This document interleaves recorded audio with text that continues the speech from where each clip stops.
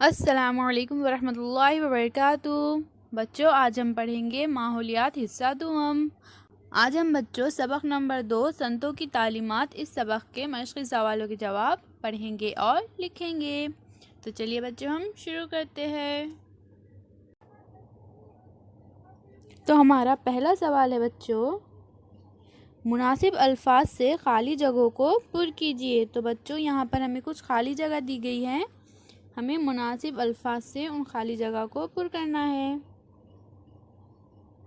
अलिफ, संत नामदेव को डैश से बड़ी अक़ीदत थी। तो हमारी खाली जगह में क्या आएगा बच्चों? हमारी खाली जगह में आएगा विट्ठल।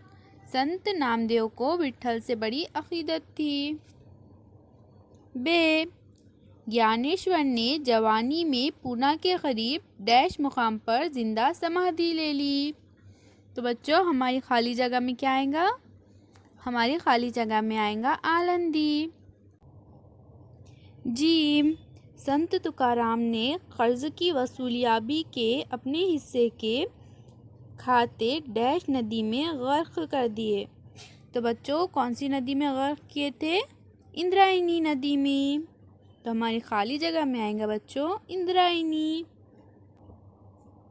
दाल, समर्थ रामदास ने ताकत की कद्र व कीमत समझाने के लिए जगह जगह डैश के मंदिर बनवाए। तो हमारी खाली जगह में क्या आएगा बच्चों?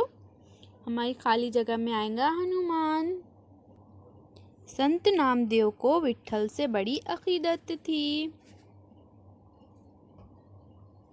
ज्ञानेश्वर ने जवानी में पूना के करीब आलंदी मुकाम पर जिंदा समाधि ले ली।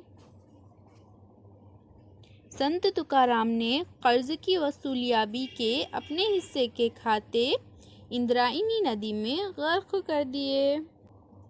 समर्थ रामदास ने ताकत की कद्र व कीमत समझाने के लिए जगह जगह हनुमान के मंदिर बनवाए।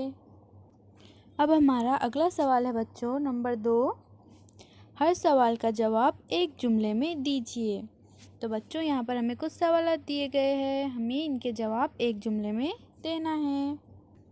तो हमारा पहला सवाल है बच्चों, संत नामदेव ने लोगों के दिलों में कौन सा जज्बा पैदा किया?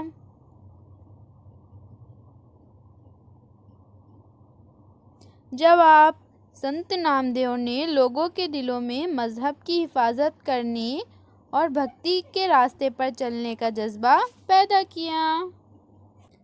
हमारा अगला सवाल है बच्चों, समर्थ रामदास ने कौन सा पैगाम दिया?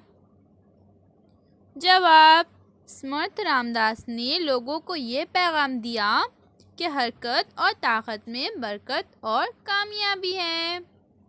तो बच्चों, इन सवालों के जवाबात को आप अपनी कॉपी में लिखिए। अल्लाह हाफिज़ बच्चों।